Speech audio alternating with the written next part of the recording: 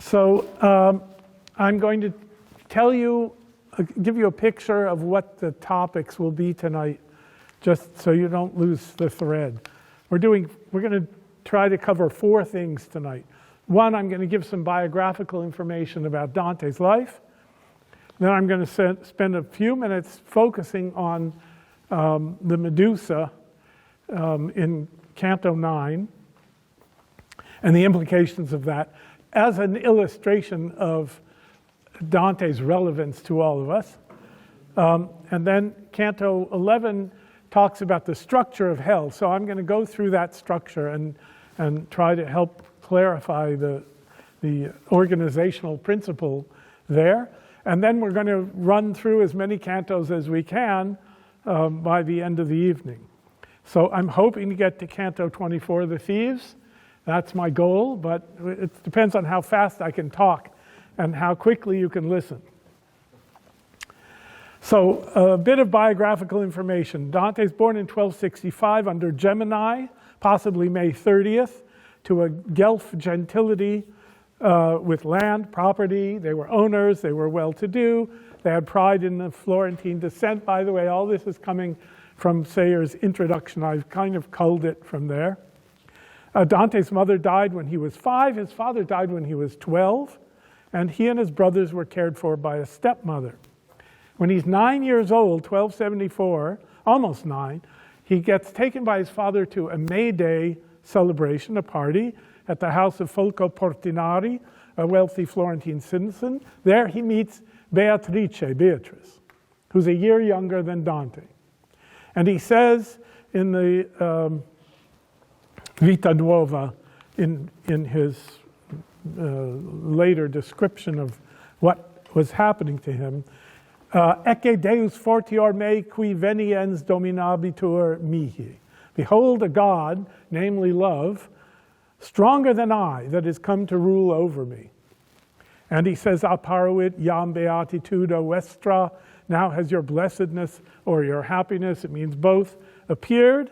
And then, oi miser, quia frequenter impetus ero deinceps.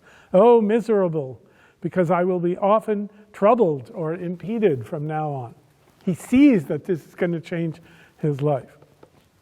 He's 18 when, of her ineffable courtesy, Beatrice acknowledged and spoke to him in the street, giving him a salutation of such virtue, he says, that I seemed to behold the uttermost bounds of bliss.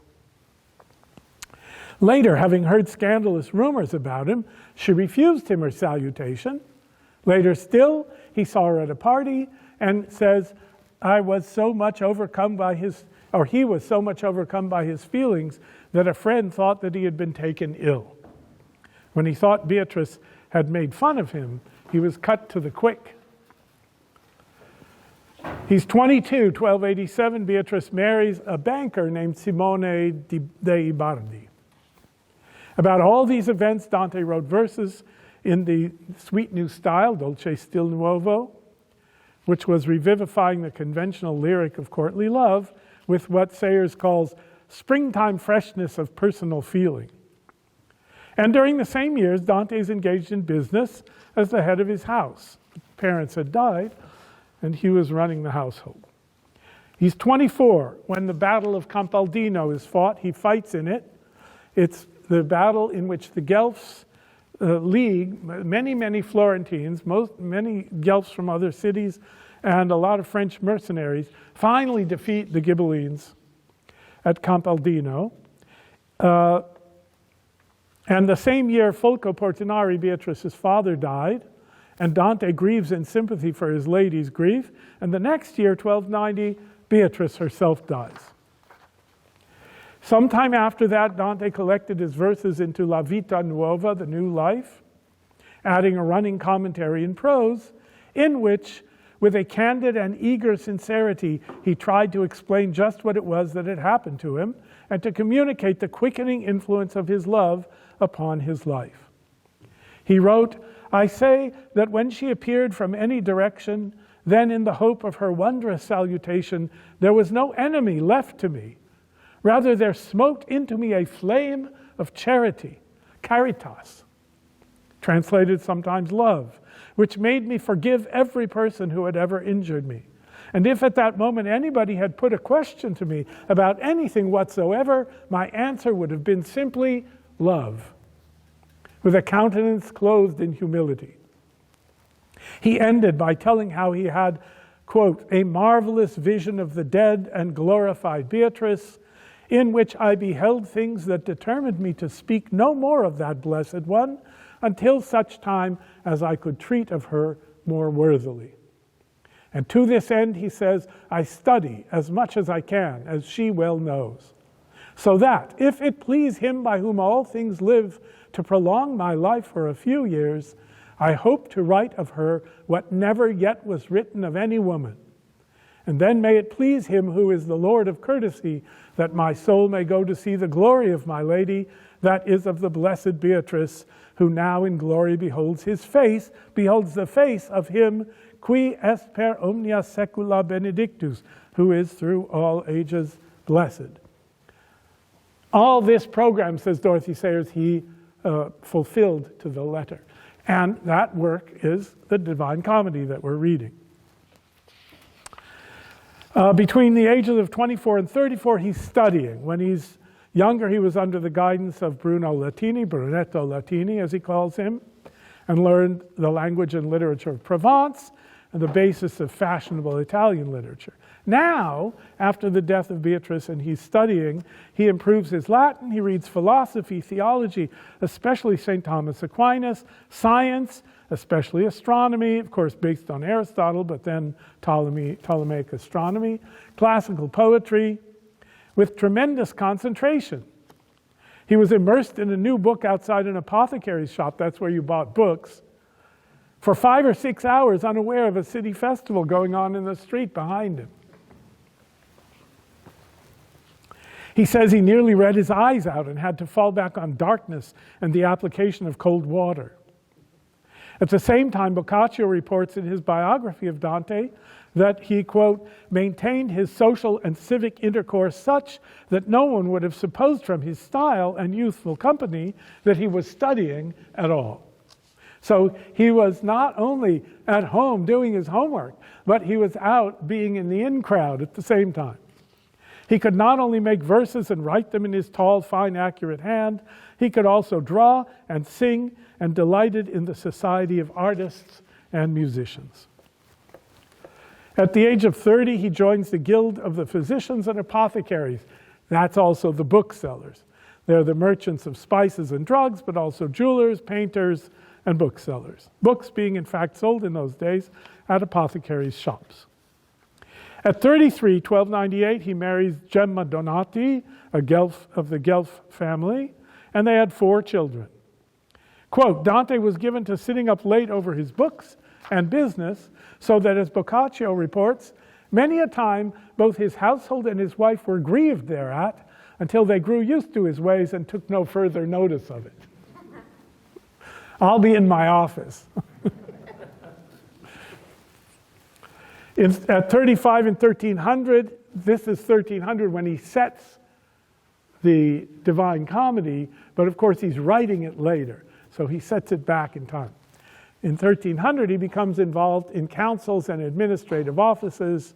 He's chosen to be an ambassador to San Gimignano, to take part in the election of a new captain for the Guelph League of Tuscany. After debate, his proposal was adopted. He's then elected to the Priorate of Florence, which was governed by a standard bearer of justice and 6 priors, elected every 2 months from members of the city guilds. So the government changed every 2 months to serve from 15 June to 15 August. Talk about limiting, what do they call it?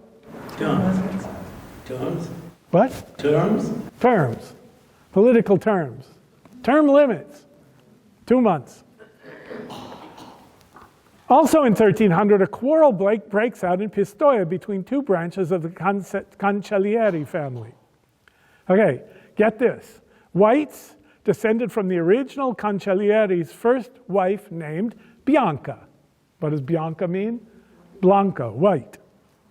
And blacks descended from the second wife of the same man, calling themselves neri, blacks, in a spirit of opposition.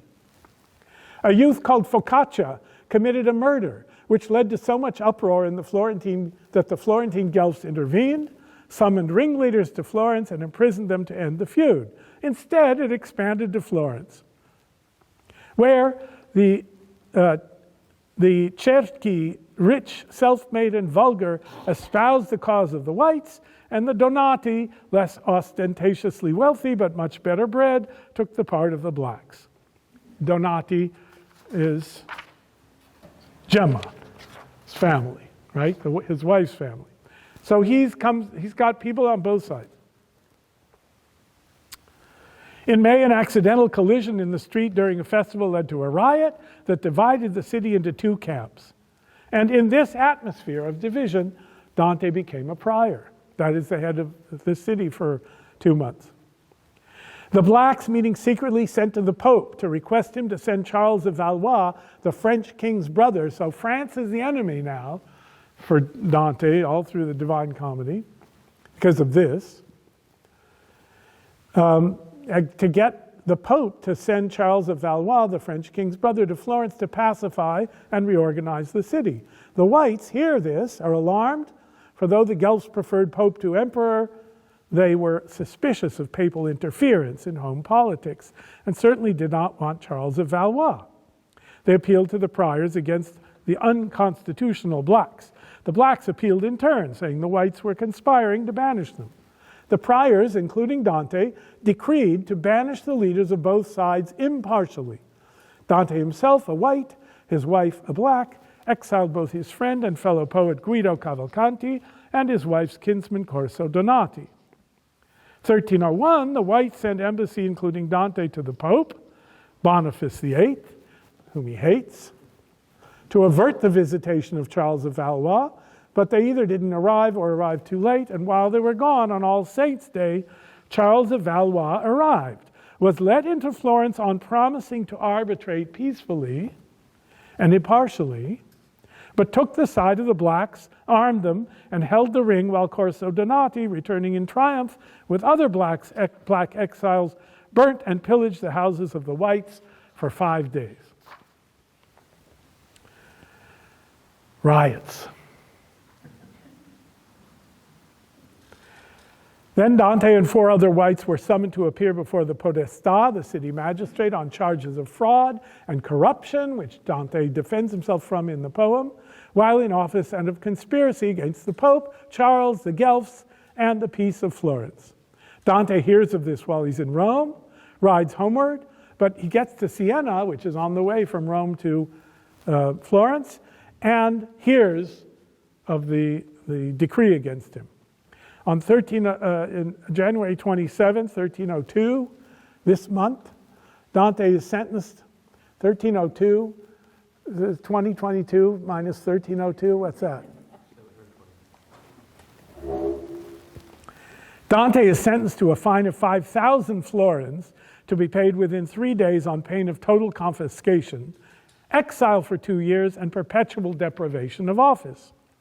On March 10th, Dante and others are exiled from Florence on pain of death by fire. When we get to the end of the Purgatorio, you're going to see Dante particularly worried about getting into the fire.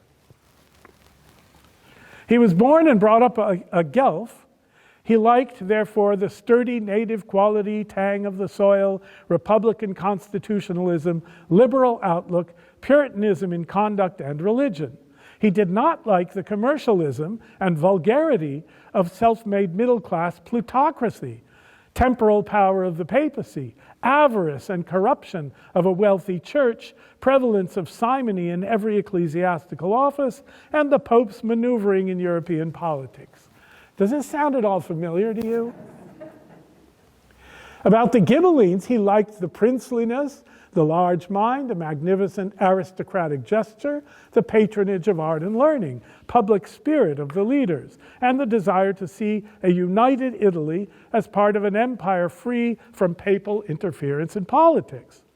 He did not like the Ghibellines' irreligion, lack of principle, contempt of law, tyranny, clannishness overriding the claims of commonwealth, and despotic privilege. Think of the marriage of identity politics with big money. He, like other white Guelphs of the moderate center, was ground down between the polarized extremes. And I wrote in brackets, sound familiar?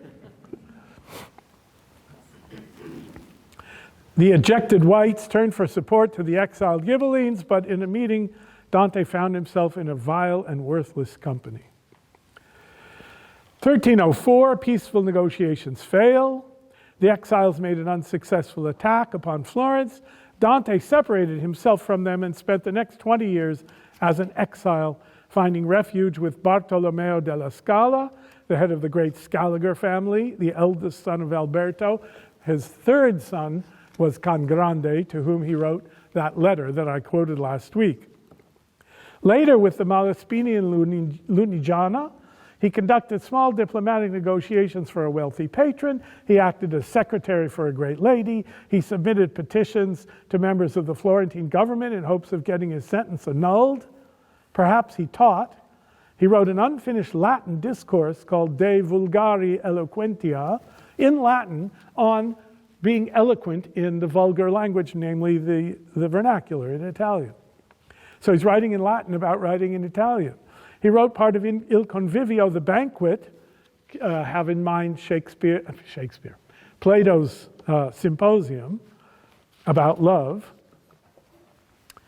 And Il Convivio, the banquet of Dante, is a popular exposition of philosophy, the first of its kind in the vernacular Italian, in the form of commentary on his own odes.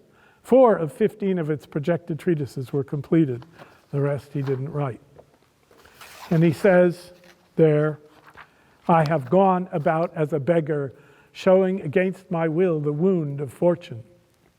There's some evidence he went to Bologna, as far as Paris. Those are great universities.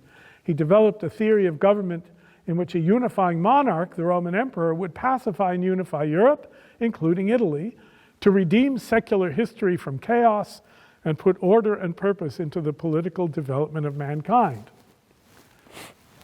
1308, he's 43 when Prince Henry of Luxembourg, who shared Dante's ideas about government and hated partisanship and hoped to end the Italian feuds, was elected to the imperial throne, crowned at Aix-la-Chapelle in 1309. In 1310, crossed the Alps, this is Prince Henry, entered Italy by way of Turin to make war on King Robert of Sicily. Dante is filled with high hopes, ecstatically proclaims his coming in an open letter in Latin addressed to the rulers of Italy. He calls upon the oppressors to receive the emperor with fear and trembling and with submission to authority, and he calls upon the oppressed to show mercy and generosity in the day of their coming triumph. It seems probable that it was in honor of this occasion that Dante wrote the Latin treatise De Monarchia on monarchy, in which, what is his argument? That the temporal power, that is Caesar or the emperor, like the spiritual power, that of Peter or the Pope, derives its mandate directly from God and not intermediately through the church. That is, the temporal power gets its authority from God, not from the church. Just as the church gets its spiritual power from God. Both powers, temporal and spiritual, have their proper seat at Rome, but they exercise their functions independently and in parallel. The authority of the empire does not rest upon force, but upon law. And laws are made for the good of the people, and not the people for the laws. You thought this idea was new to the founding fathers, and it certainly was new in terms of establishing an actual government based on it. But of course it's ancient. Dante has studied it in the classics. Consequently, kings and governments are to be considered the servants, not the masters of the people. Nevertheless, the monarch must be armed with power, for law does not extend beyond power. That is, it's no good having laws if you can't enforce them. Accordingly, lest the universal monarchy should become a universal tyranny, which is what the Americans revolted against, A check is needed upon the empire. This, in Dante's scheme, is provided by the church, which at every point interfuses and penetrates the secular order, not by directly intervening in politics, since this can only corrupt the spiritual power by worldly greed and ambition, but by forming men of such character that they will produce a temporal society in which it is possible to live a full and Christian life. I think it was Ben Franklin, well, it was all of them really. They said you cannot have a democracy, you can't have a government of the people if the people are not educated in virtue. If the people aren't virtuous, it's not going to work. The secular order is founded upon reason, and its task is to lead to happiness in this world. The spiritual order is founded upon revelation, and its task is to lead men to eternal beatitude. Revelation must guide and finally supersede reason, but Dante protests against the drive toward theocracy, the attempt to establish the kingdom of God here and now as an ecclesiastical political structure, by which all power, temporal as well as spiritual, belonged to the Pope, who delegated to the emperor and through him to the other monarchs temporal power for the perfect unification of the world in the reign of Christ, and located the kingdom not in eternity but in time, making the church an instrument for building the perfect secular state. Dante rejects this. His theory, while seeking to provide for the establishment of a just social order in history, avoids involving the church in the secular order and leaves her free to function in the sphere of eternity to which the true kingdom of God belongs. Dorothy Sayers adds the following in a new paragraph. In Dante's own time, the above was not practical politics. The empire was dying, and the states of Europe, already moving toward national self-consciousness and centralized constitutions of their own, had not the slightest desire to find themselves under the control of a really effective imperial power. The church, clinging to the temporalities, was already set on the path that was to lead inevitably, in the long run, to the rejection of the papal claims and the schisms of the Reformation.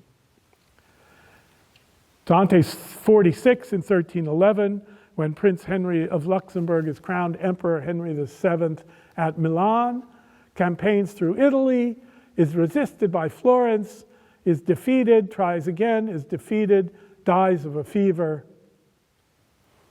It ends, the campaign for the emperor ends in futility. The imperial crown is disputed by rival claimants, and Dante's dream of a just empire was over. That's 1311, before he writes the Divine Comedy. And because he'd written so powerfully in support of it, he was cut off from any pardon at Florence and passed the rest of his life in poverty in various cities of Lombardy, Tuscany, and Romagna. 1314, Dante's 49. Florence renews its decrees against the exiles. Dante's sons, having now reached the age of manhood, that's 14, were branded as Ghibellines and rebels and condemned to being beheaded if caught in the city, but they'd already fled to join their father in exile.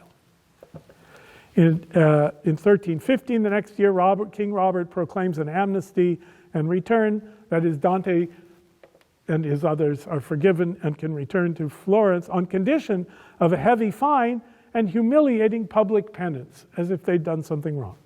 Dante refused. He lived in comfort in the liberal and art-supporting court of Francisco, called Congrande della Scala, the imperial vicar of Verona, the third son of Alberto, whom I mentioned before. Scaliger, or Scala. At 52, in 1317, Dante moves for the last time to live with Guido Novello, the Count of Polenta at Ravenna. He was given a house of his own. His sons Jacopo and Pietro went with him, and he was joined by his daughter. What did he name his daughter? Take a guess. Beatrice. He wrote at least the last part of the Purgatorio and all of the Paradiso there, that is in Ravenna. In 1321, at the age of 56, Dante was sent as ambassador from Guido, the Doge of, was sent as ambassador from Ravenna from Guido Novello in Ravenna to the Doge of Venice over a dispute between Ravenna and Venice. The embassy failed, and the ambassadors refused a ship traveled by land. That is, the Doge wouldn't give them a ship to return, so they traveled by land along the what? Malaria-infested seaboard. Dante took fever, struggled back to Ravenna, and at the age of 56 and 4 months, died there on 14 September. 56. He was like dead, as what's his name said, when Dante was my age, he'd been dead for 18 years. He said it about Mozart, but it's the same idea. Shakespeare died at 52. For the next 6 centuries, Florence has tried with much intermittent maneuvering to recover Dante's remains, but they continue at Ravenna, which guards them to this day. I checked. They're still guarding them. They painted it, they rebuilt the monument. It's all looking good. All right, so the last part of his life was spent in exile, in poverty, in misery, and he wasn't miserable. He was writing the Divine Comedy because of that vision that he'd had earlier. Okay. Canto 9, where we left off. They get stuck at the gates of hell, the gates of the lower 2 main divisions of hell, has this wall around it. It's the city of Dis. Dis is another name for the devil, or Pluto, or the god of the underworld. And they won't let him in. They lock the gates. And here's Virgil being able to take Dante wherever he wants to go and telling all the other monsters on the way, the classical monsters that indicate the transition, to back off. And these guys won't back off. So Virgil knows that there's going to be help from heaven because the ladies wouldn't have lied to him. But the angel hasn't appeared yet, and so they're waiting. In the meantime, the Erinyes, the Furies, say, let's go get Medusa. And Dante will look at him and turn to stone, and we'll be done with this upstart. So Virgil says, well, let's start from there, line 50 or so. Altogether, that is, the Furies screamed, looking. The Furies are in charge of vengeance for serious, heavy, familial, mostly crimes. They're the ones who chased Orestes around the world until he ran to Athens to get help. Altogether, the Furies screamed, looking down at me, "Call Medusa, that we may change him to stone. Too lightly we let Theseus go free." Theseus got through in the old classical myth. Virgil says to Dante, "Turn your back and keep your eyes shut tight. Don't look. For should the Gorgon come and you look at her, never again would you return to the light. This was my guide's command. And he turned me about himself and would not trust my hands alone, but with his placed on mine, held my eyes shut." And then Dante says to us, "Men of sound intellect and probity, weigh with good understanding what lies hidden behind the veil of my strange allegory." Okay, you look at the Medusa, her hair is all snakes. And you look at her and you turn to stone. Perseus killed the Medusa by looking at her reflection in the shield. All right, so Virgil turns Dante around and says, "Close your eyes," and Dante puts his hands over his eyes, and Virgil puts his hands over Dante's hands over his eyes. So you got 3 layers of don't look. Now, who and what is Virgil? And what is the Medusa? So Medusa is the representation of despair. You look at Medusa, you turn to stone. You look at whatever it is, and you turn to stone. Emotionally, intellectually, morally, you can't move. So what does this mean? I'm going to do a little sidestep for a moment. Aristotle identifies 4 causes. There's the formal cause, which is either the nature of things or the planner's intention. And it's like if you're building a house, the whole metaphor is going to be building a house. If you're building a house, there are plans for the house. That's the formal cause. The house will only exist if you go by those plans. There's a material cause, that's the second. And that is the bricks and the wood and the mortar and the nails and the glue and all the things, physically things, of which you make the house. There's the efficient cause or the moving cause. And that is the labor it takes to put the things together, to do the hammering, to call in the electrician, to have the electrician wire the house, to put the roof on. So the doing of those things and the people doing them are the efficient cause. They bring the house into being. And finally, there's the final cause. What is the end? Or what is the object? Why build a house? What's the house for? It's the final cause is the completed house in which a person can live. If you didn't have that end in view, you wouldn't build a house. You wouldn't have the plans, and you wouldn't hire the carpenter, and you wouldn't buy the wood, and you wouldn't build the house. So the end, the final cause, is the purpose or the ultimate object you have in mind. And then, of course, when St. Thomas Aquinas takes on Aristotle and Christianizes him, we have the first cause, separate from those 4, the uncaused causer, and that's the mind of God. Now, what kind of world are we living in? What constitutes despair for our time? We have been told that the material is all there is. That life comes to be because of accidents in the material world, and all those complicated long-term accidents multiplying up produce mind. This is not science, this is scientism. This is a kind of science based on a pre-existing absolute faith in materiality as the foundation of reality. We have no good reason for taking that leap of faith. We have plenty of good reasons, because if this vision were true, then we wouldn't care what any of these aggregated pieces of matter are doing. We wouldn't care that people were behaving badly or well. We wouldn't care that we were in love with this person and not with that person. It wouldn't matter that this guy was a murderer and that guy was a saint. It's all just molecules and atoms doing what they do. It cannot have meaning. And the one thing human beings will not live without is meaning. And there's no explanation in the material world for why that should be. Why should the material world produce a being that can't live without meaning? So this, in our age, is the content of the effect of despair.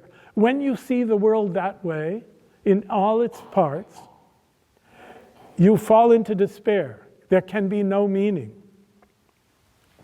And Virgil is turning Dante around and putting it, so we've got Dante closing his eyes because in reason he recognizes that looking at the Medusa will turn him to stone. And Virgil, who is reason itself, reinforces that. And reason says, there are some things you should not be looking at. Not because you're not going to find out something true, but because you will turn to stone. You will fall into despair. There will be no meaning. Western civilization is represented by Virgil. And Virgil, Western civilization, is telling us to cover our eyes from this idea of reality because it turns us to stone. I'm going to give you a quote that tries to articulate this. This comes from the very end. You've heard me talk about this book before. This is the very end of C.S. Lewis's book called The Abolition of Man. I thought of it when I was thinking about the Medusa. He says at the very end of his argument for accepting fundamental universal principles. He says, but you cannot go on explaining away forever. You will find that you have explained explanation itself away. You cannot go on seeing through things forever. The whole point of seeing through something is to see something through it. It is good that the window should be transparent because the street or garden beyond it is opaque. How if you saw through the garden too? It is no use trying to see through first principles. If you see through everything, then everything is transparent, but a wholly transparent world is an invisible world. To see through all things is the same as not to see. Now, what does he mean by first principles? He means the fundamental, absolute, universal values like justice is a good thing, kindness is a good thing, humility before the divine and the absolute is a good thing, and the contraries are not good. Arrogance and pride and self-deception. Truth is a good thing. So,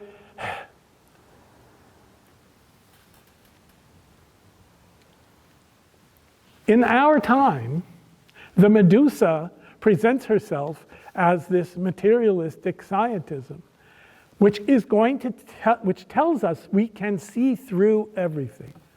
We can see through matter itself. Oh, it's this, if we just get small enough. We can see the beginning of the universe. Oh, it's the Big Bang. Well, what happened before the Big Bang? Well, we don't know, but we're going to try to find out. And the more you look into it, the more you realize you don't know, and then you have a choice. You have a choice to say, I'm going to keep pushing on. I'm going to cut people up so I can find out what the human soul is. I'm going to, like that novel I read once, weigh the person just before he dies and then just after and see if the soul weighs anything. If everything is matter, then nothing has meaning. That there is no final cause and there is no first cause, and that faith turns us to stone. And we fail by that to fulfill our cause, because we wouldn't exist if we weren't brought into being by that first cause. All right, do you have questions about what I've been saying here? When I say that Virgil, make a big deal about Virgil covering Dante's eyes, I mean each of us has to choose not to see things that way, or we will be turned to stone. And all of Western civilization, which is represented for Dante by Virgil, or at least the rational part of it, as opposed to the Christian revelation part of it, is saying to him, turn around and don't look at this. And I am Virgil saying to you, turn around and don't look at the world that way. You will be turned to moral, physical, spiritual stone. It leads to despair, and of course the end of despair is suicide. And we haven't got to the suicides yet, but we will. All right, so in Canto 10, he has an example of somebody who had this belief. What was it? He uses as an example the belief of Farinata in Epicurus. The Epicureans did not believe in the eternity of the soul. They believed that the soul dies. And as Plato showed in the Phaedo, the soul and life are related to each other.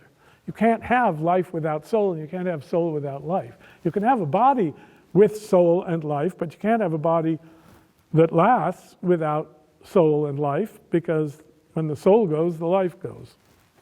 So the soul and the life are related to each other. They're different from the body, but not Epicurus. The soul shares in the body's death, he believed. And what's their punishment? Remember that the punishment in the Inferno is the sin seen in its true light. So what's his punishment? He's buried in a tomb. It's a fiery tomb. It's burning. He's suffering the agony of nothingness. In other words, he gets as a reward what he believed. Just as those in limbo who couldn't imagine a divine love beyond all the rational order of the universe that they did recognize, so they get a kind of rational happiness and they sigh in misery that they can never get actually to heaven. Here, he also gets what he wanted, which is that his eternal soul, which doesn't die with the body, in fact, ends up experiencing being dead like the body. He's in a tomb forever, perpetually. Now, this is pretty horrific. If we think of poor noble Farinata, who stands up and Dante honors him because he was a great leader of the Ghibellines, an aristocrat and a leader and so on. But this false belief is no good. Okay. He explains, Dante doesn't understand why they can't see what's happening now on Earth, even though they can see the future, because they've predicted things about him. And he says, well, the closer things get, the less we can see them, further away. So the good of the intellect is lost. They cannot see any good in the present moment. They can't see any reality in the present moment. They can see future predictions, but in the present, there's nothing but their own sin. That's what they've chosen to have for eternity. And once all human beings have died at the end of time, there will be no future. So they won't even have those prophetic insights. They will just have the now, and the now is the nothing.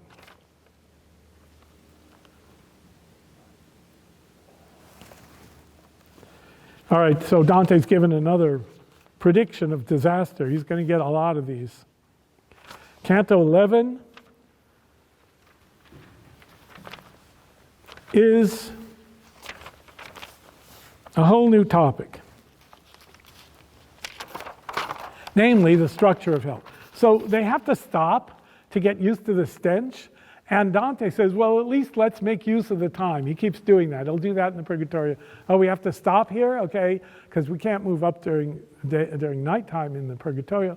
Let's make use of the time and learn something. They're like every Orthodox Jewish family. Oh, we have 10 minutes? Okay, let's study something. So what's the topic of this canto is the structure of hell. So I'm going to read a little and then try to explain whatever isn't clear.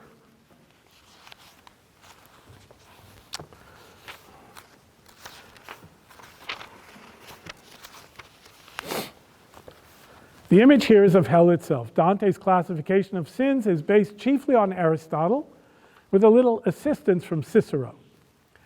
Aristotle divided wrong behavior into three main kinds. We're talking behavior now. Incontinence, that's uncontrolled appetite. Bestiality, that's perverted appetite. And malice, or vice, which is abuse of not the body, the appetites of the body, but of the gift of the mind. The abuse of the specifically human faculty of reason. That's Aristotle. Cicero, the Roman, declared that all injurious conduct, again conduct, acted by either A, violence, or B, fraud. Combining these two classifications, Dante obtains three classes of sins. One, incontinence, that's uncontrolled appetite. Two, bestiality and violence. They're the same. You are like a beast if you're behaving violently. If you're violent, you're like a beast. So he puts them together, violence and bestiality. And three, fraud and malice, they go together. If you have malice, you're going to use fraud. So those are the three main divisions of hell. To these purely ethical categories of wrong behavior, says Sayers, he as a Christian adds 2 circles of wrong belief. Number 1, unbelief. We saw that in limbo, right? The virtuous pagans who didn't have the faith, and also all those who worship human reason without worshiping God. And the second of misbelief, wrong belief, that's the heretics.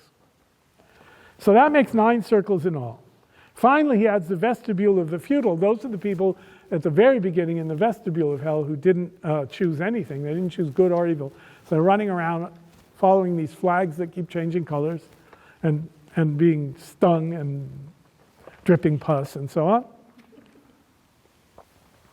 They have neither faith nor works. And it's not a circle, so it doesn't have a number. So we get 9 divisions of hell plus the vestibule, which is 10. And then she says, in the other books of the comedy, we shall find the same numerical scheme of 3, made up by subdivision to 7, plus 2 equals 9, plus 1 equals 10. 10 is the perfect number, Trinity times Trinity plus unity. Hell, however, is complicated by, by still further subdivisions. The circle of violence is again divided into 3 rings, the circle of fraud simple into 10 bulgia, and the circle of fraud complex into 4 regions. So I'm going to go over that a little bit so you get a sense of the structure, because that's what Virgil's trying to give Dante, where they've been, where they're going. All right. So you can count in a lot of different ways. The total number of divisions is 24. So first we have the vestibule, second we have limbo. 3, 4, 5, and 6 are the sins of incontinence. So we've been through them already. The lustful, the gluttonous, the hoarders and the wasters, and the wrathful. Those are all forms of not controlling your desires.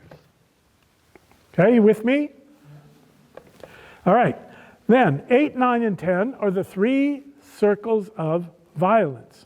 And they're divided thus. Violence against others, violence against the self, and then violence against God, nature, and art. Those come together.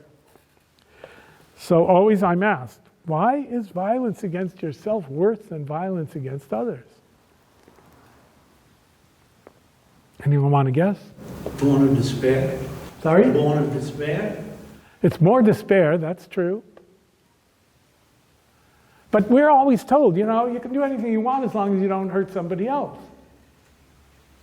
And in fact, they're now making assisted suicide and any kind of suicide. I sent my book to the copy editor, and I said crimes like murder, rape, and suicide. And he writes back this note on the side. Do you think you'd better explain that this was true when suicide was a crime? You're writing about a time when suicide... And I thought, what, it's not still a crime? Are you crazy? I didn't change it. But people think it isn't now because of that idea. But Dante shows that it's worse than hurting others. Why? Because it takes less to overcome the resistance to hurting someone else who isn't you than it takes to overcome hurting yourself, which is you, which is closer to you, which is more identified with you, which is God's more intimate gift to you. God gives you all your neighbors, and he gives you yourself, and yourself is closer. You usually care more about it in a natural order. So you need to go further against nature, further against God to hurt yourself, even than to hurt someone else. And you know that people end up hurting themselves only when they are, as you said, in deep despair. Yeah? When you commit suicide, though, I mean, it's an easy way out, but it's the people that you love, you're hurting. I mean, you're not committing violence against them, but it's still painful. You are definitely doing violence against them in the spirit. Yes. But for Dante, it's not just the other people. It's also God. And as we will see with the fate of the suicides, it's also the self that's being murdered. We'll come to that very soon. All right, and then the third thing, even more intimate, even more self-evident than not hurting yourself, is not attacking God, your source, the reason you exist in the first place. And God's creation of nature, which includes you, and the art that God gives us to use nature. All right, so those are the three sections of the sins of violence. And then we go into, from violence to fraud. And fraud is divided into two main divisions, simple and complex. Simple fraud, complex fraud. Simple fraud has 10 sections. They're called bolgia, or purses. One of the translations is purse, another is trench. So there's the cone of hell. We'll see it when we get there. And the cone of hell is terraced all around, and Dante's been going regularly down from terrace to terrace. When he gets to the level of simple fraud, it's a series of concentric trenches, getting smaller and smaller and further deeper into the center of hell. And in each case, they come to it, and there's a deep trench, and there's a bridge over it, and when they get to the other side of the bridge, they're lower down than they were before. But they've had to cross this deep trench. So we're going to go through 10 of these trenches called bolgia. Who are in the 10 trenches? Panderers and seducers, flatterers, simoniacs, sorcerers, grafters, hypocrites, thieves, counselors of fraud, sowers of discord, and falsifiers. And the sowers of discord are divided into sowers of discord in religion, and sowers of discord in the civil authority, and sowers of discord in the family. And the falsifiers are divided into falsifiers of things, of words, of money, and of persons. We'll talk about all this when we get there. And then the lowest section of hell, the last four, 21, 22, 23, 24, are kaina, the compound fraud. Compound fraud means not just fraud against some random other person, but fraud against someone to whom you owe a special debt of loyalty or kinship. So the first is kaina against kindred, named for Cain. The second is antenora, against country, that is disloyalty or betrayal of country, named for a man who in the Middle Ages was thought to have betrayed Troy. Ptolemeia, the betrayal of guests and or hosts. We'll talk about that too. And Judecca, after Judas, the betrayal of your rightful master. And then at the center of hell is Lucifer. Okay, now back onto our track. Yes? Yeah. It's interesting to talk about fraud and malice. In California law today, apart from a civil statute, fraud, malice, and oppression are considered so malevolent, so above the ordinary transgressions, civil transgressions, that they alone justify punitive damages. So this type of malevolent actions that are super bad are still recognized in the law today. Excellent. That says the Americans are doing something right, or at least did. Yeah. No accident. These guys knew their history, and they knew their philosophy, and they knew their law, the writers of our laws, when the good laws were being written. Now, of course, we're passing all kinds of statutes that are idiotic and not based on anything. All right, Canto 12. Centaurs are famously violent in the myths.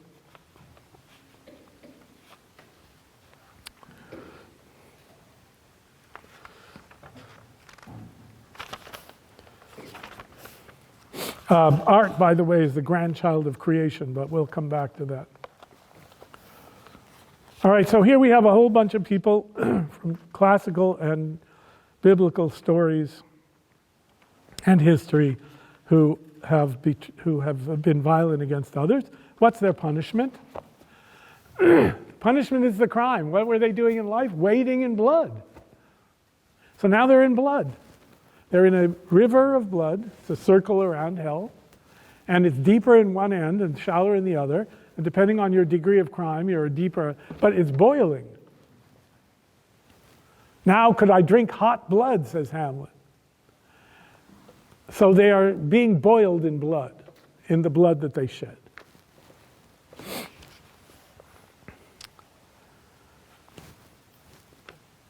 In this and the next string, we find demon guardians compounded of man and brute.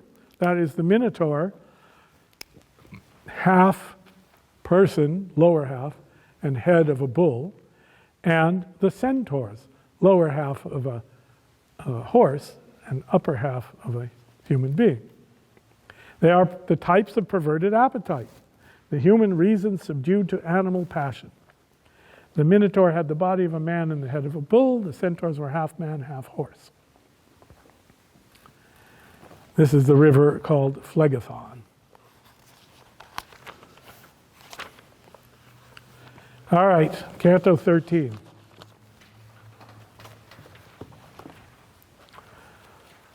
This Canto 13 is what I was talking about, a despair with the Medusa leading to. Dante comes into this wood. It's a wood, but all the trees are dead and decayed. And he says, Virgil tells him, you're not going to believe this unless you do the following. Pick a branch. Dante picks a branch, and it bleeds. And out of the bubbles of blood coming out of this tree comes a voice. And that explains to him what's going on.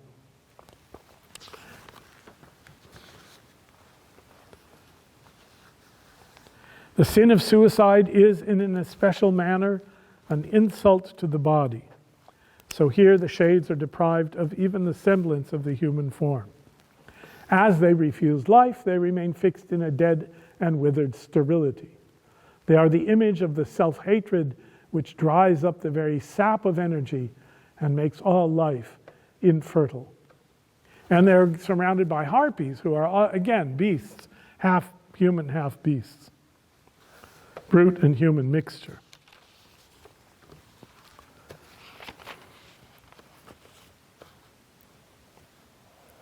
So here's the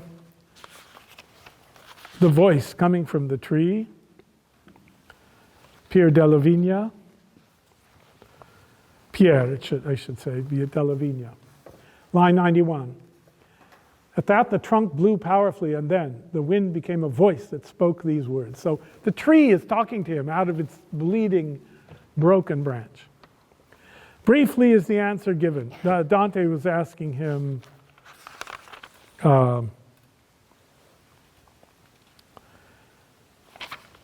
tell us how the soul is bound and bent into these knots, and whether any ever frees itself from such imprisonment. Briefly is the answer given. When out of the flesh from which it tore itself, the violent spirit comes to punishment. Minos, do you remember him, the monster with the tail, wrapping the tail around himself as many times as the level is that they have to go to hell?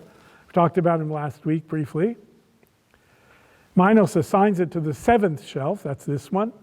It falls into the wood, and landing there, wherever fortune flings it, so there's no intention here. There's just, I'm throwing it away.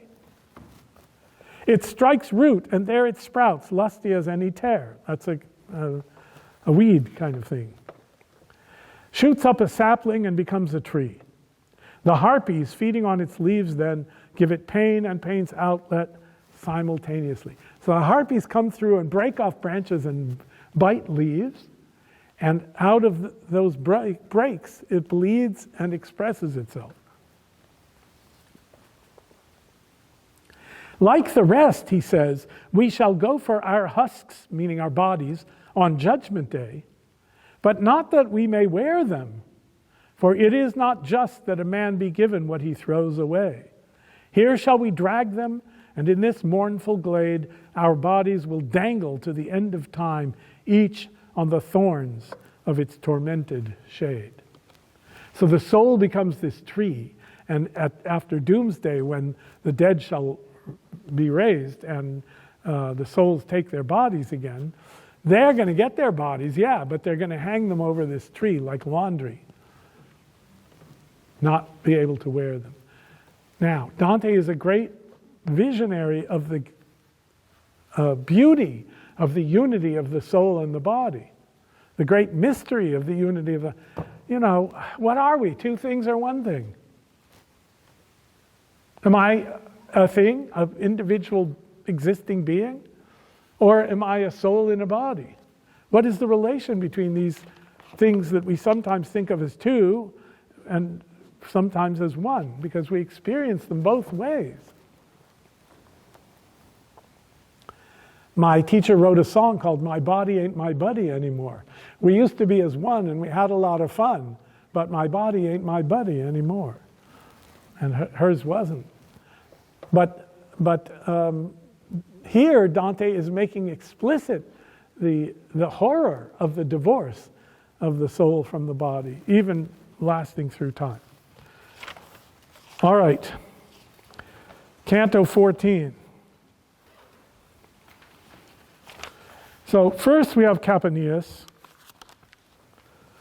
So what's going on in 14? It's dead, dry sand, hot, burning sand, with fire dropping from above. Like burning embers dropping constantly. Charles Williams says, in these circles of the violent, the reader is peculiarly conscious of a sense of sterility. The bloody river, the dreary wood, the harsh sand, which compose them, to some extent are there as symbols of unfruitfulness. The images of the sand and the burning rain are derived from the doom of Sodom and Gomorrah. So first we have so these are the violent against God, nature, and art. So the violent against God are represented by Caponeus. He was one of the 7 against Thebes. So you remember Oedipus's sons inherit Thebes together, but then they fight, and one chases the other away, and the other one goes and gets 7 generals and comes back and fights, and the 2 brothers kill each other. But one of those generals is named Caponeus, and he's climbing up onto the wall, ready to take Thebes, and he says to Zeus, "Not even you can stop me now." You remember that commercial about how it's not nice to make fun of Mother Nature? So what happens? Zeus throws a thunderbolt and kills him on the spot. And in hell, he is as violent against God as ever.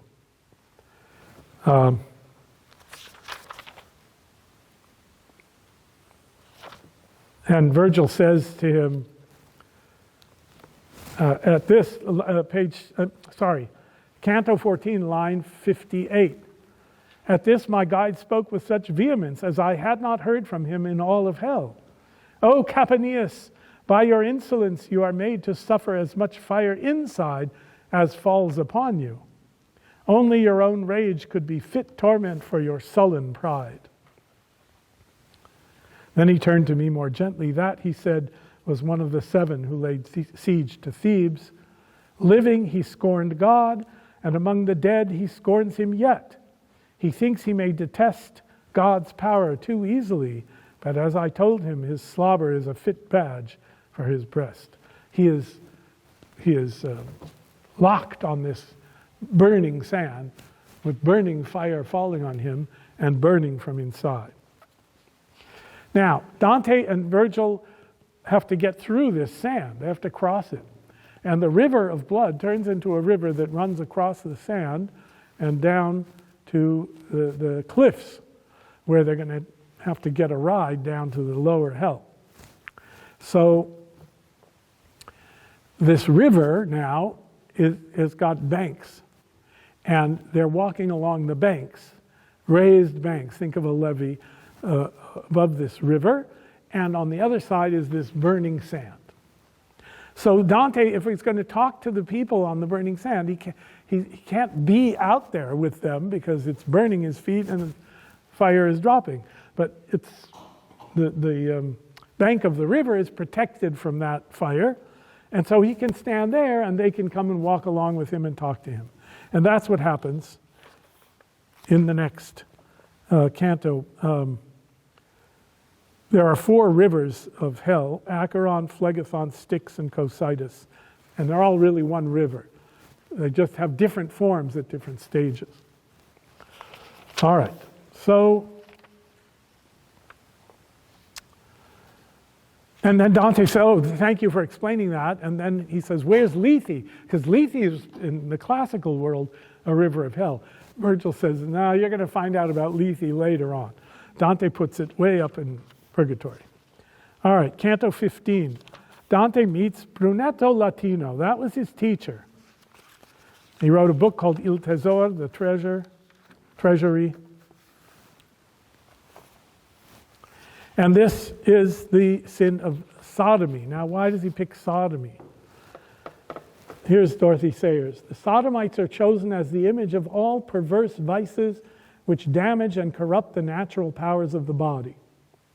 It is here, for instance, that Dante would probably place drug takers and the vicious type of alcoholics.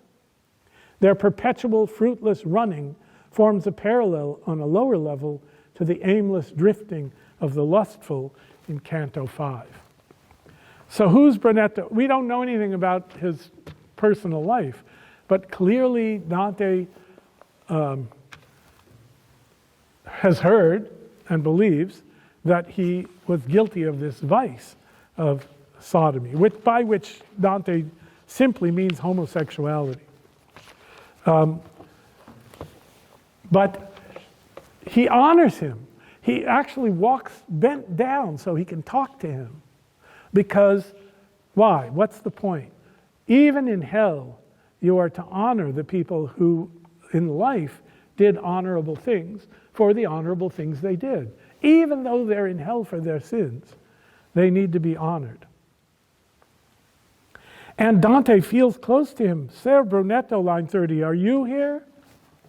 Oh, my son, may it not displease you, he cried, if Brunetto Latino leave his company and turn and walk a little by your side.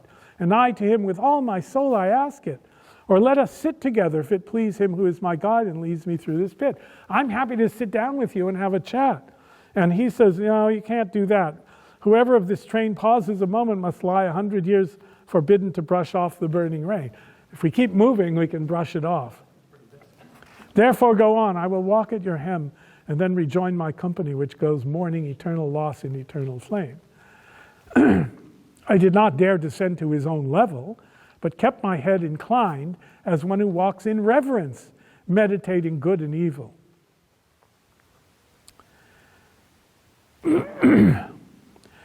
And Brunetto, what brings you here? And he says, up there in the happy life I went astray in a valley before I had reached the fullness of my years.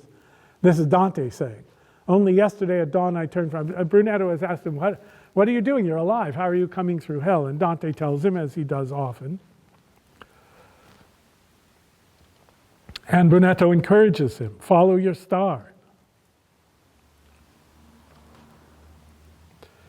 I'm well disposed, I'm observing heaven well disposed to you. And then he condemns the Florentines. It is written in your stars and will come to pass that your honors shall make both sides hunger for you. Both sides, the blacks and the whites, will hunger for you. And we can still see that Ravenna and Florence both hunger for him. Florence keeps trying to get Dante's body back, and they won't give it up.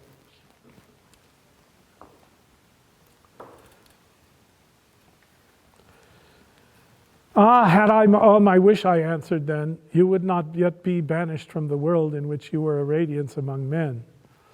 For that sweet image, gentle and paternal, you were to me in the world when hour by hour you taught me how man makes himself eternal, lives in my mind and now strikes to my heart.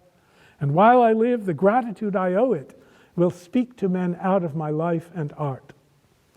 What you have told me of my course I write by another text I saved to show a lady who will judge these matters if I reach her height. This much I would have you know, so long I say as nothing in my conscience troubles me, I am prepared for fortune, come what may. And I've heard these bad prophecies. And Virgil says, yeah, well heeded is well heard. You say you're prepared, we'll see. Pay attention to what you've just said later when the you know what hits the fan, yeah. Why doesn't Virgil dress Dante down here? Because he does it several times throughout for showing too much pity. And he does it later. Because this is not pity. This is reverence and affection. I don't know if I have this sheet. One of my colleagues made an observation that at every point in the Inferno, Dante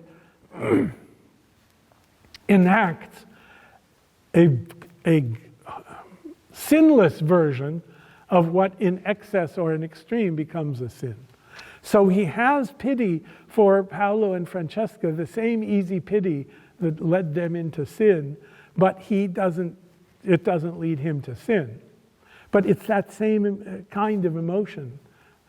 And the same thing is here. He has great affection for Brunetto, but he's not going to go to bed with him, right? It doesn't go to the degree of sin, but it's very strong in him, the honoring his teacher and the affection that he feels for him and that Brunetto felt for him. So that Dante is constantly making this distinction between going just so far but no further. It's one of the great themes of Hamlet too. Do it a certain way, don't overdo it. Yeah?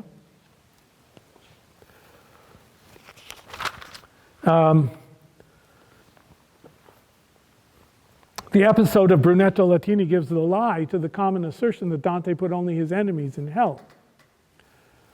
But while maintaining on the one hand that personal feelings cannot remove the difference in God's sight between right and wrong, he asserts on the other that as between man and man, nothing can ever remove the obligation to acknowledge benefits received. Forever and ever, derivation must be remembered, willingly praised, and ardently published before earth and heaven. Such a loyalty is necessary to the life of the city. That's Charles Williams in the figure of Beatrice. And then in Canto 16, or no, it's 17, let's see. Where did she say this?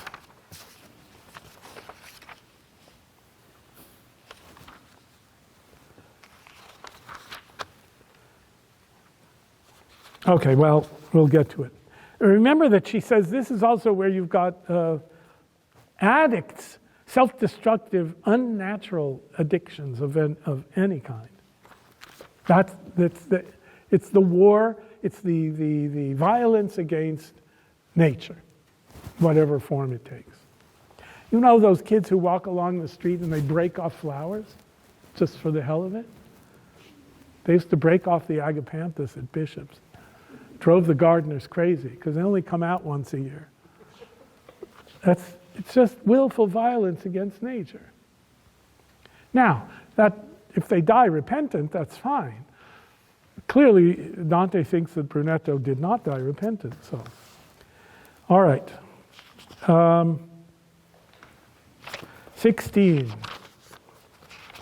Am I going to get to 24? I don't know. We'll see.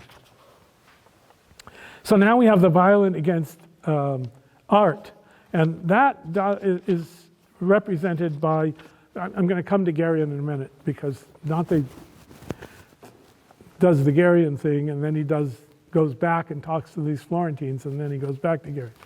So I'm doing the Florentines first. So usury is an image of the violence against nature, against art.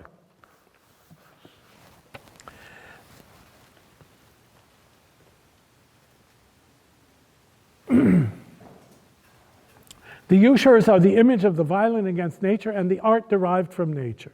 They sit looking upon the ground because they have sinned against that and against the labor that should have cultivated its resources. This is the one I wanted to read. The old commentator Gelli observes brilliantly that the sodomites and usurers are classed together because the first makes sterile the natural instincts which result in fertility, while the second make fertile that which by its nature is sterile.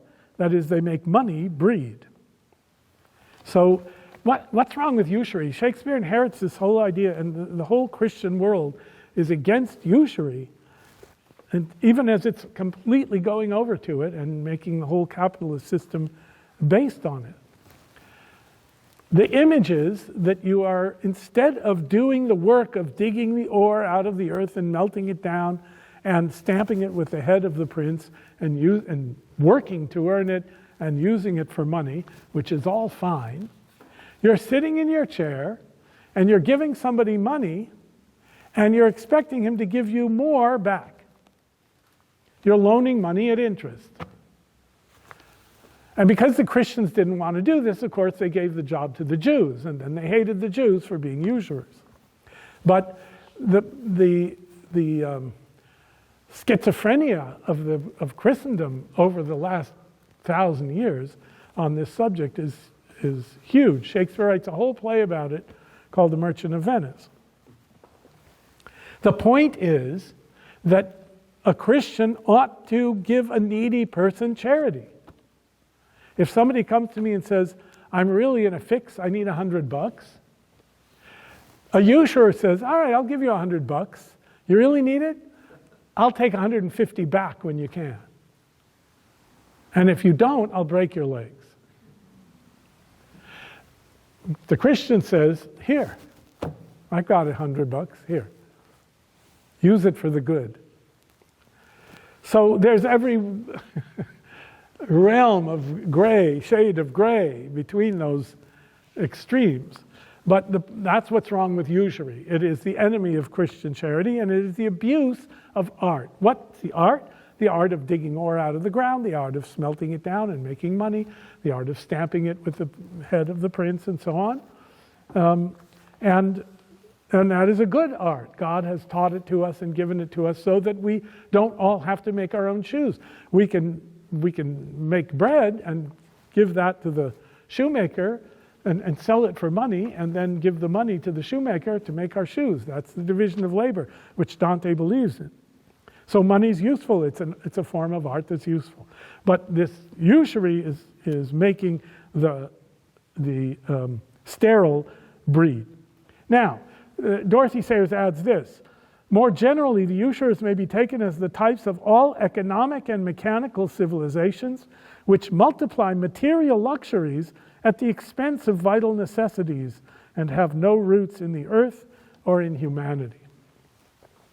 Multiply material luxuries at the expense of vital necessities. Now, you can all think of 100 examples of that. I used to use the electric toothbrush as an example, but now I use an electric toothbrush. So am I expending the natural resources of the world by using an electric toothbrush? Yes, I'm using those damn batteries. Okay, I better repent. Canto 17.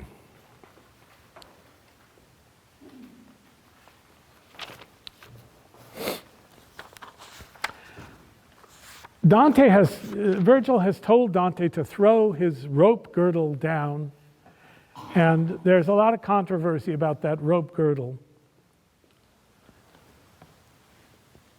because it's a symbol of being a monk, and there's some argument that maybe Dante thought of becoming a monk at some point in his life. He told us that he had once hoped to catch the leopard of Canto 1, that is, incontinence, with the rope, that is, taking vow of poverty, chastity, and obedience. The leopard is the image of the sins of youth or incontinence, and it seems likely that the girdle has something to do with chastity. It may symbolize a vow of chastity which failed in its object. The circles of incontinence are now left behind, and the girdle is therefore available for another purpose. He throws the girdle down to call up Geryon from the deep. This time it does catch something, a thing variegated and gay like the leopard, but infinitely more dangerous, brought up from the circles of fraud. So that's in the story. Allegorically, this may suggest that when the earlier and more obvious temptations seem to have departed, they may recur, disguised and more insidious, provoked by the very safeguards originally erected against them. So we're going now from the levels of incontinence and violence to the particular sins against the gift of reason. And that's fraud. In Greek mythology, Geryon was a monster who was killed by Hercules, usually represented as having a human form with 3 heads or 3 conjoined bodies.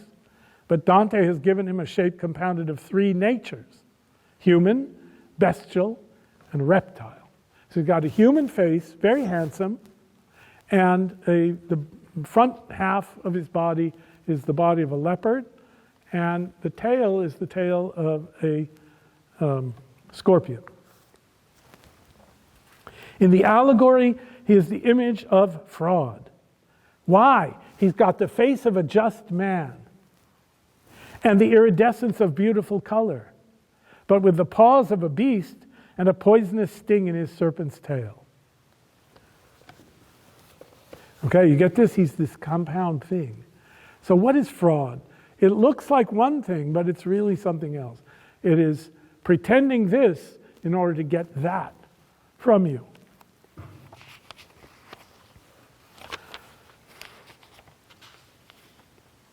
All right, so as Geryon's coming up, we've got these noble Florentines in the hot sand, and they are guilty of usury. They're noble, they're very high level, but they were corrupted.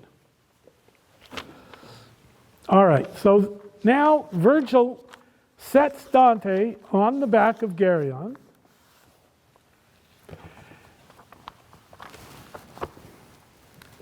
It's like putting a child on a horse, and then you climb up behind the child, and you hold the child, and you ride. So Virgil puts Dante onto this monster. The monster is kind of docked at the edge of a very deep cliff. So Dante's like, I'm going to fall down there. No problem for you, you don't have a body, but I do. But then Virgil climbs on behind him to protect him from the tail, the sting of the tail. So think about the allegory here. Human reason and art, Western civilization, classic thought, philosophy, protects Dante from the connection between the false face of Geryon, which is pleasant, and the sting in the tail, which is the result of fraud. And in a circular motion, as they've been going all through hell, Geryon swoops down and sets them at the first level of Malebolgia, evil purses or evil trenches. And now we come to the 10 kinds of simple fraud punished in these bulges. So in the first,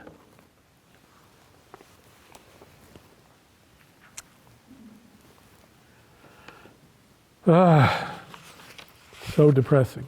Okay. Concentric motes, he says. So you have to think of, I described these concentric circles of trenches, but there's a set of bridges that run across them all to the center, like the ribs of an umbrella. If you open an umbrella and put it, top down, it's got these ribs, and they're all leading toward the center. There's one place where the bridges break, but we'll talk about that in a minute. All right, so the first group he sees are the Panderers. Now, what are panderers? What kind of fraud is this?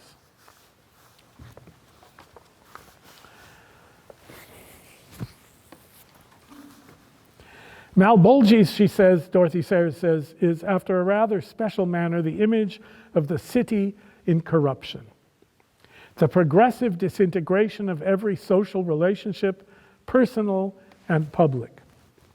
Sexuality, ecclesiastical and civil office, language, ownership, counsel, authority, psychic influence, and material interdependence, all the media of the community's exchange are perverted and falsified till nothing remains but the descent into the final abyss where faith and trust are wholly and forever extinguished. So it's a great image that she is a great interpretation of Dante's image of this progressive disintegration of trust between people and other people. So now, for the first time, we have demons. We have actual punishers.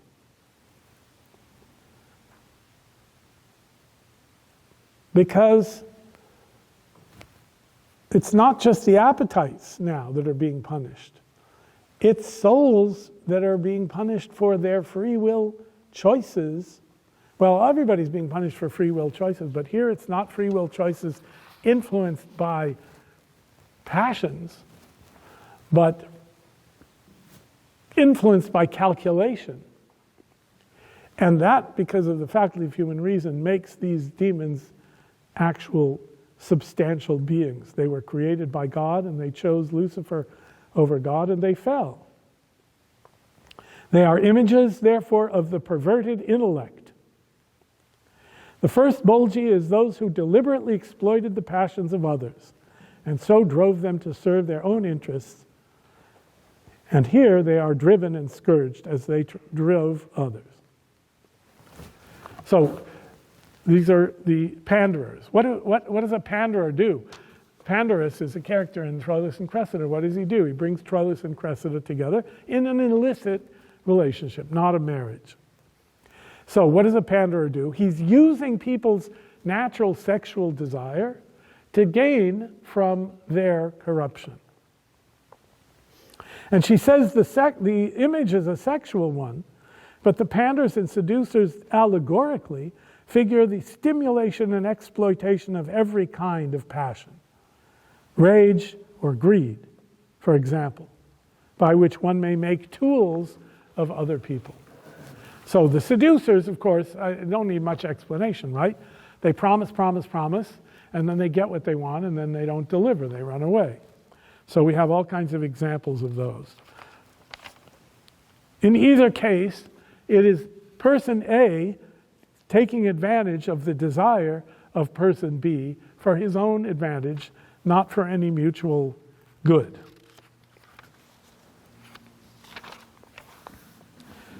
All right, then we get to the next Bolgia, which is the flatterers. And the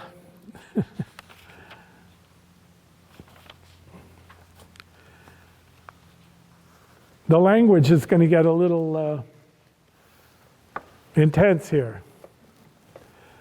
They're sitting basically in a Bolgia filled with shit.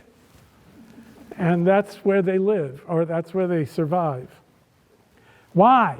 Because what did they spew out into the world, flatterers?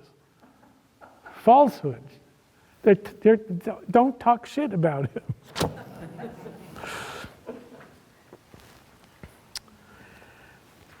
These too, the flatterers, exploit others by playing upon their desires and fears.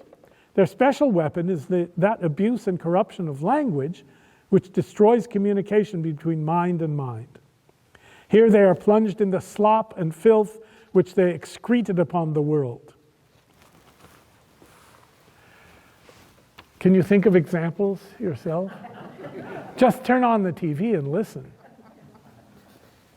Now, Dorothy Sayers has this great sentence. It's one of my favorite sentences in all her commentary. She says, Dante did not live to see the full development of political propaganda, commercial advertisement, and sensational journalism, but he has prepared a place for them.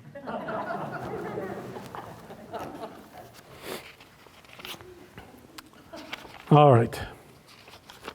Canto 19.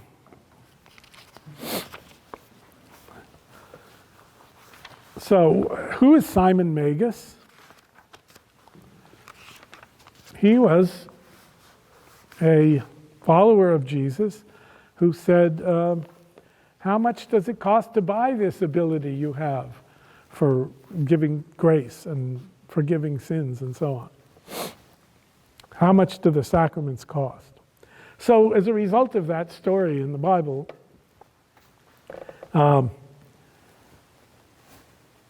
all corruption of church office is called simony, based on Simon Magus. It's in Acts 8. Simony is the sin of trafficking in holy things, the sale of sacraments or ecclesiastical offices. The sinners who thus made money for themselves out of what belongs to God are pouched or put in these pouches, these trenches, these bolgia, in fiery pockets in the rock, head downwards, because they reversed the proper order of things and subordinated the heavenly to the earthly. The image here is ecclesiastical. We need not, however, suppose that allegorically the traffic in holy things is confined to medieval people or even to modern clergymen.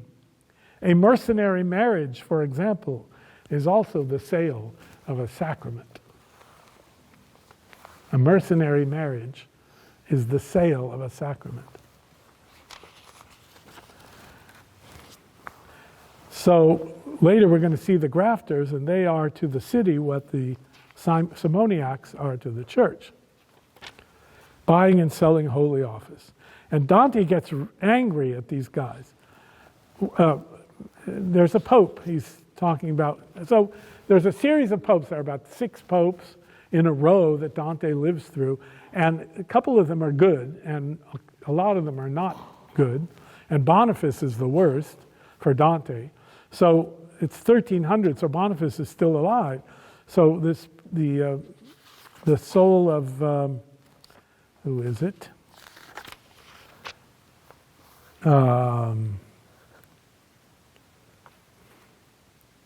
Which pope is it? Nicholas III. He's 1277 to 1280. So he's in one of these, upside down in one of these baptismal fonts on fire. And he hears somebody coming behind him, and he thinks, oh, you're here already, Boniface? The prophecies weren't exactly correct. And Dante's saying, no, it's not Boniface. He'll be following soon enough. But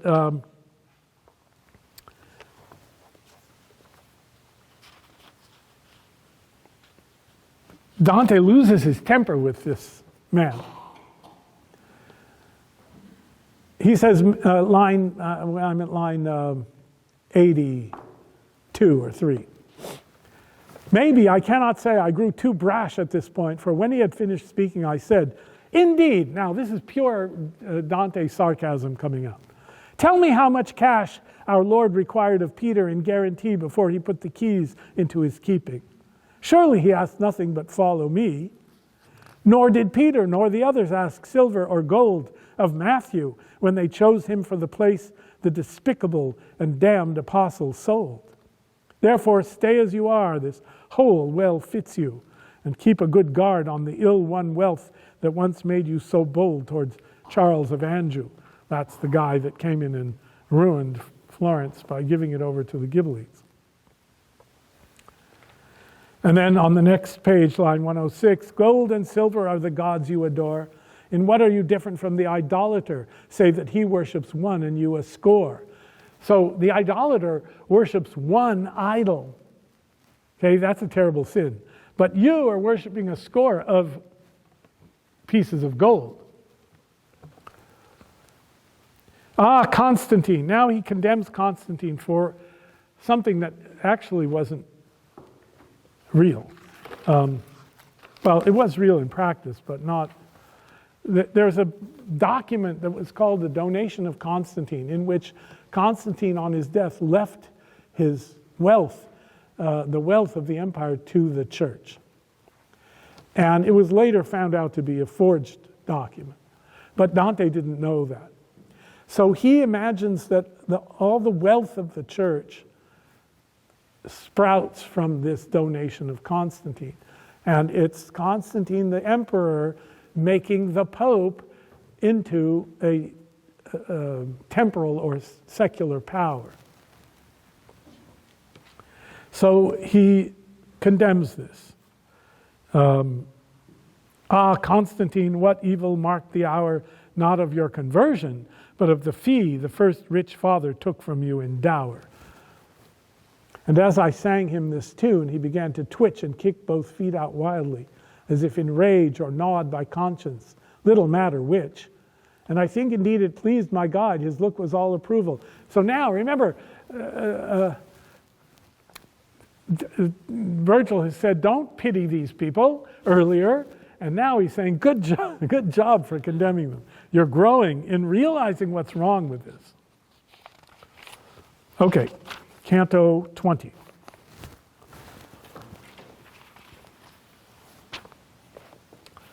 Now Dante's going to weep here, not in sorrow for any of the people, but at the image of humanity twisted. They go over the bridge, and they go to the next Bolgi. They go over the bridge to the lower bank. So each time he goes down over a bridge, he's going to a lower bank, and he can see into the Bolgi better from down here than from up here, right? It's a bigger drop. So they cross over, and then they look down. And when he does that, he's looking down, and he sees people walking with their heads turned around on their bodies. So they're walking looking backwards, and their bodies going forward. And he says, line 10. Canto 20, line 10. And when I looked down from their faces, I saw that each of them was hideously distorted between the top of the chest and the lines of the jaw. For the face was reversed on the neck, and they came on backwards, staring backwards at their loins, for to look before them was forbidden. Someone sometime in the grip of a palsy may have been distorted so, but never to my knowledge, nor do I believe the like was ever seen. Reader, so may God grant you to understand my poem and profit from it. Ask yourself how I could check my tears when near at hand I saw the image of our humanity distorted so that the tears that burst from their eyes ran down the cleft of their buttocks. Certainly I wept. I leaned against the jagged face of a rock and wept, so that my guide said, Still like the other fools, there is no place for pity here. Who is more arrogant within his soul? Who is more impious than one who dares to sorrow at God's judgment? Lift up your eyes, and see him the earth swallowed before all the Thebans, at which they cried, Whither do you flee, Amphiaraus? And then he goes into all the sorcerers, Tiresias, fortune tellers, sorcerers. Why? What's the allegory here?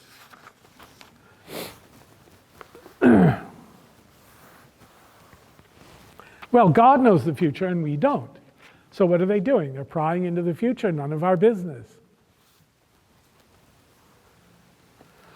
So they attempted to usurp God's prerogative by prying into the future, and now so twisted that eyes and feet face in opposite directions. More generally, there is an image of the twisted nature of all magical art, which is a deformation of knowledge, and especially of the psychic powers, to an end outside the unity of the creation in God. It is in especial the misuse of knowledge so as to dominate environment, including not only material things, but the personalities of others for the benefit of the ego. So this is real sorcerers, fortune tellers, people pretending to know the future and tell it. And even if they really are given the gift to do it. But it's also the fakes, the people who, for money, to use other people's passions for their own design are pretending to be magical.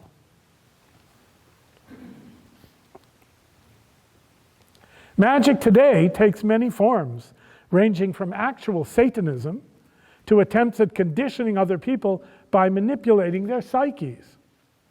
But even when it uses the legitimate techniques of the scientist or the psychiatrist, it is distinguished from true science by the twisted sight, which looks to self instead of to God for the source and direction of its power. Plenty of images in psychiatry of people abusing other people for their own psychic or material advantage. You know, the transgenderists now are particularly hideous examples of child abuse, telling little children of 5 years old that there are not two genders and that they can be any sex they want, etc. And then giving them medicines and giving them surgeries, and I won't get into it, but there's a lot. There are people trying to heal people doing this, but there are a whole lot of people who are doing exactly what the sorcerers are doing. That is, taking advantage, manipulating other people's psyche for their own self-image. All right, 21. Grafters, or barraters, she calls them. Now we have several cantos of hilarity, wild wit and fun and nastiness in Dante's invention of the demons who are punishing the grafters. So the grafters are in a bolgia of tar, molten tar or pitch, burning pitch. What is it about tar? Why do they use it to put on roofs? Because it's sticky. You get tar on your heels at the beach when there's an oil spill. It's like that. Why? Because these are people to whom the valuables of the city stuck to their fingers, right? They had sticky fingers. So they are boiling in the stickiness that they use to steal money from the city. And as I said before, here she says, the grafters are to the city what the simoniacs are to the church. They make profit out of the trust reposed in them by the community, and what they sell is justice. Now, you've heard people talking about two kinds of justice, right? Instead of everyone equal before the law, you get rich, influential, politically connected people getting off, and the poor schlub who can't afford a fancy lawyer getting tossed in the clink for the same thing. So what does that tell us? That tells us, well, first it tells us that any system of justice is imperfect. But in egregious cases, it is an example of precisely this kind of graft and corruption. Selling justice for the sake of your own advantage.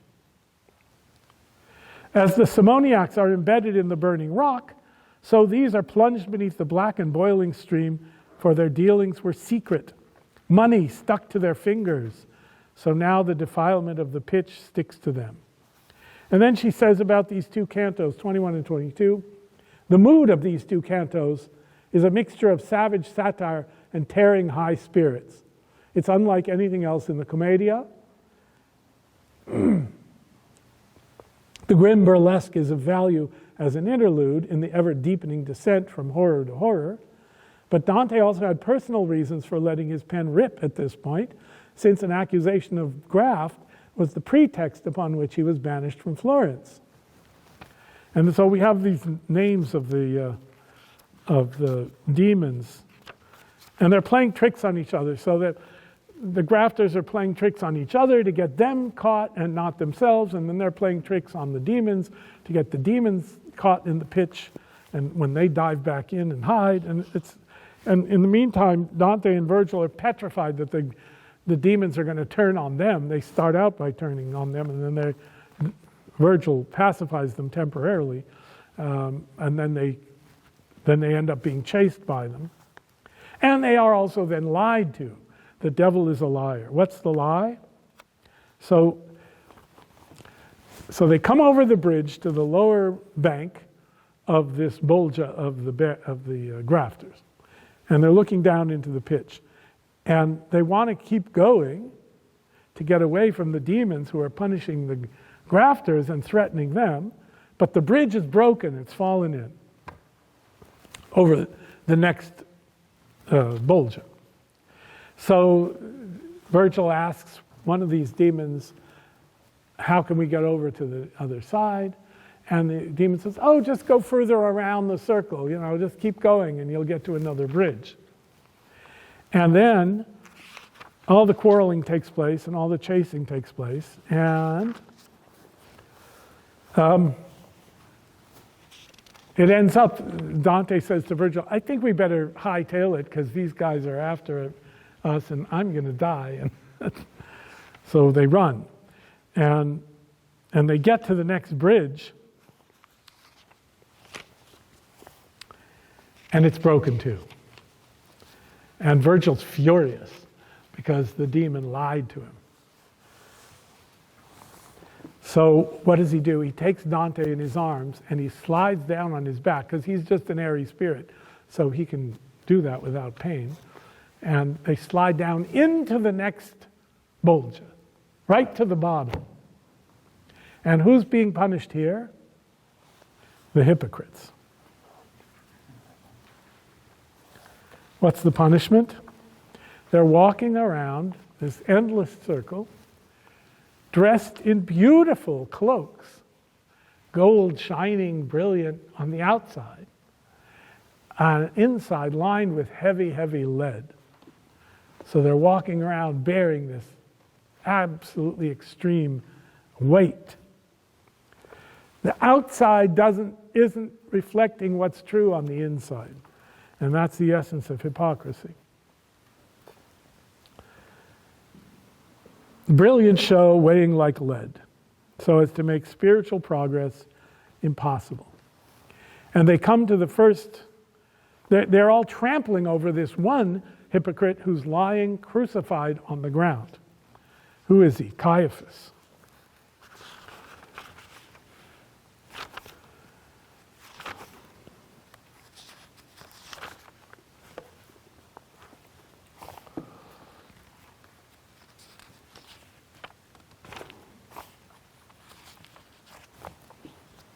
Line in Canto 23, line, I'm almost going to make it.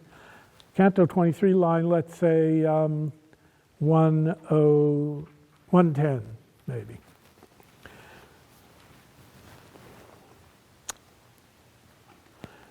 So one of these hypocrites is telling Dante who this guy nailed on the ground. The one nailed across the road counseled the Pharisees that it was fitting one man be tortured for the public good. Naked he lies fixed here, as you see, in the path of all who pass. There he must feel the weight of all through all eternity.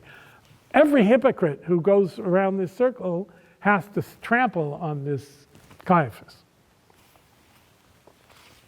His father-in-law and the others of the council, which was a seat of wrath to all the Jews, are similarly staked for the same evil. Then I saw Virgil marvel for a while over that soul so ignominiously stretched on the cross in hell's eternal exile. Virgil lived before Christ, so he doesn't know about that. If your law permit, he says, can you tell us if somewhere along the right there is some gap in the stone wall of the pit through which we can climb? Well, it's all broken. And then Virgil says, he lied about this business who spears the sinners yonder with his hook. That is, the demon in charge of the grafters lied to me about there being another bridge further along. When the sinner had finished speaking, and the friar, once at Bologna I heard the wise discussing the devil's sins. Among them I heard that he is a liar and the father of lies. The devil is a liar. All right, so what's Caiaphas? At the literal level, this is the punishment of Caiaphas after death.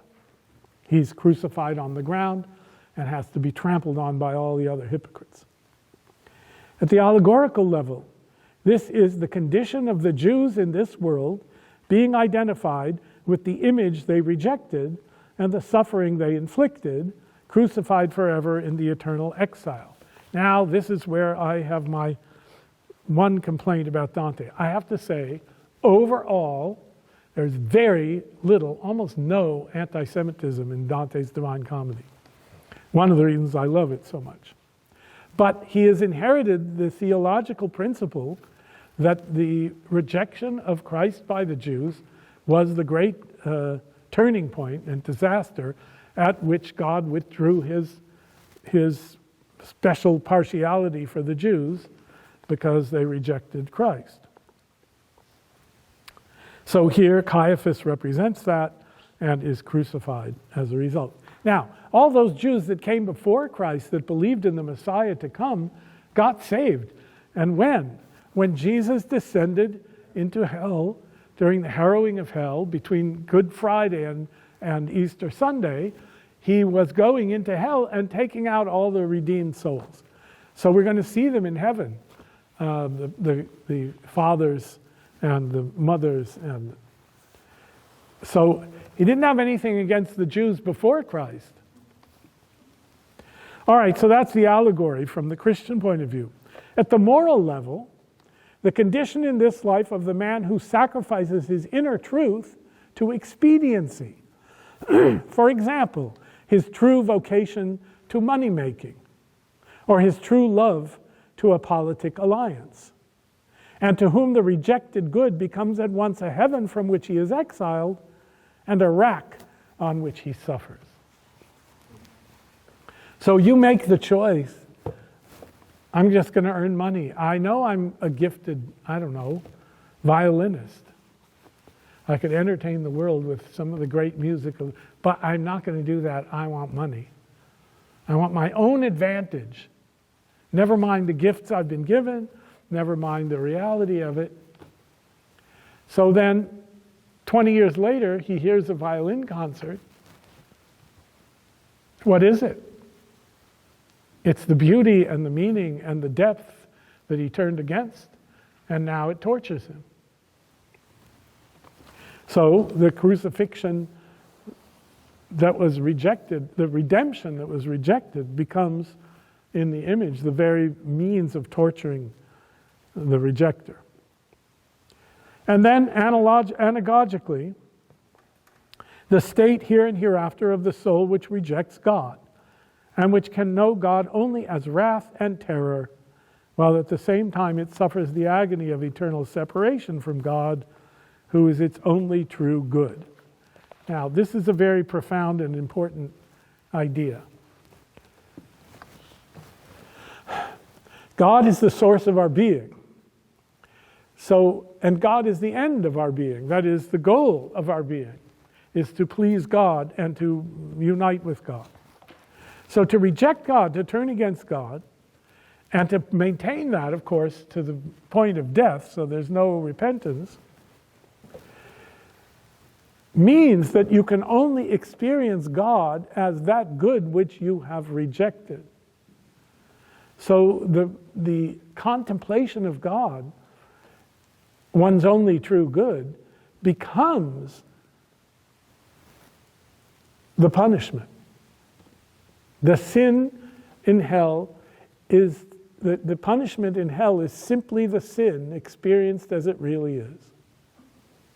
So the rejection of God in life seems like an option. But from the point of view of eternity, it's that very rejection which is the suffering, which is the punishment, because of the separation from the source of one's own good.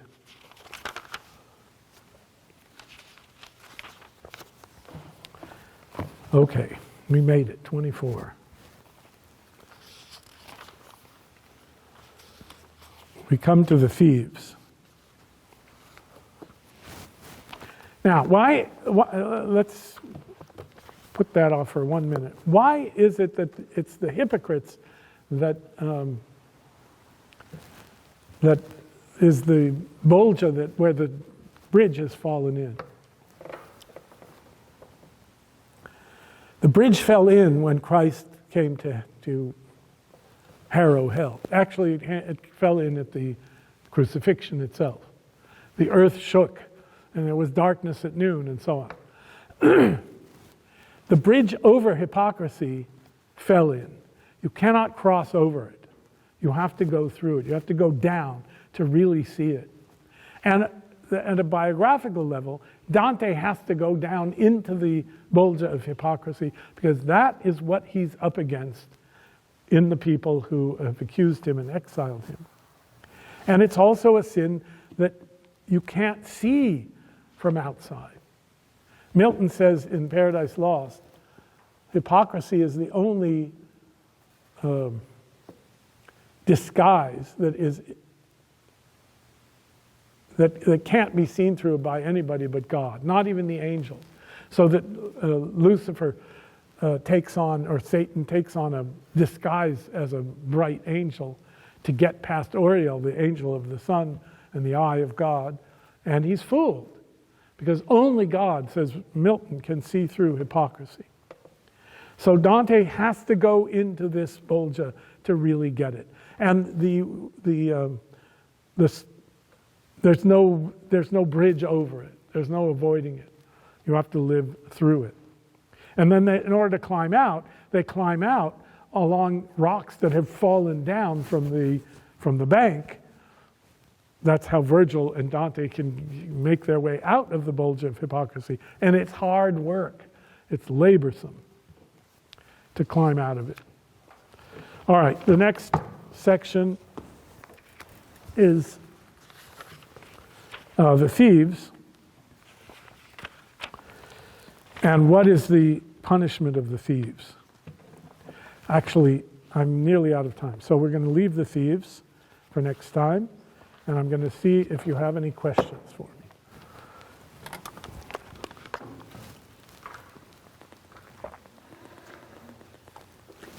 Yes?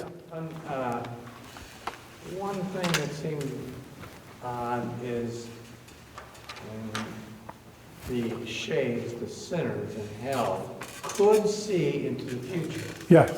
So they could see the past, present, not so good, could see the future.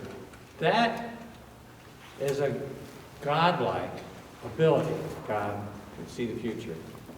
So even though there's sinners here, that seems to be an attribute which would not be, you wouldn't have it as a sinner, and it conflicts somewhat with the belief of free will. How What are they do seeing? They get that? What are they seeing of the future? Well, they seem to know, what's going to happen to Dante among them.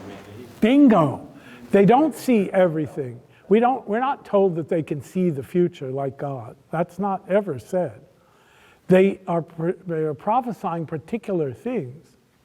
So remember that the whole journey is a dream vision that Dante has been given. Everything that's being shown him is being shown him in a vision. And the sinners have the power to see the future in order to predict things relevant to Dante and to the reader, not as a natural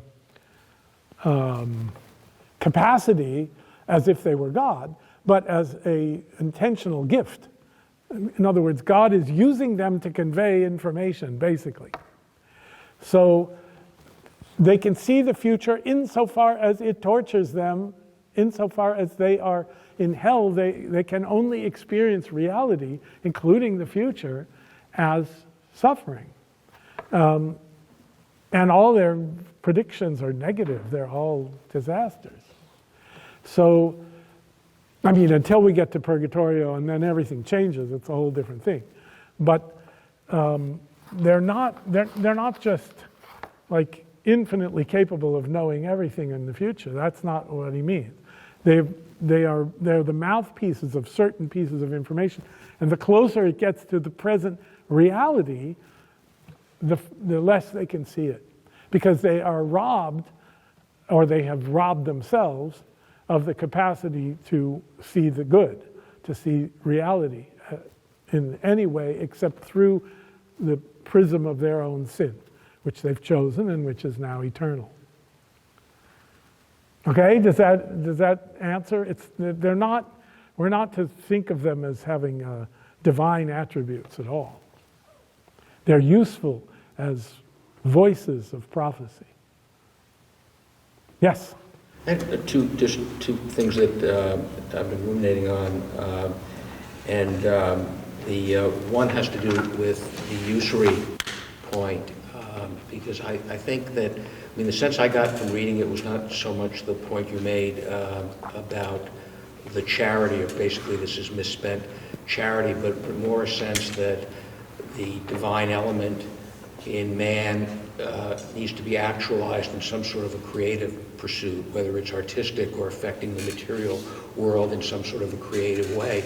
Not creative, I wouldn't use that word because only God creates, but fulfilling man's mission given by God.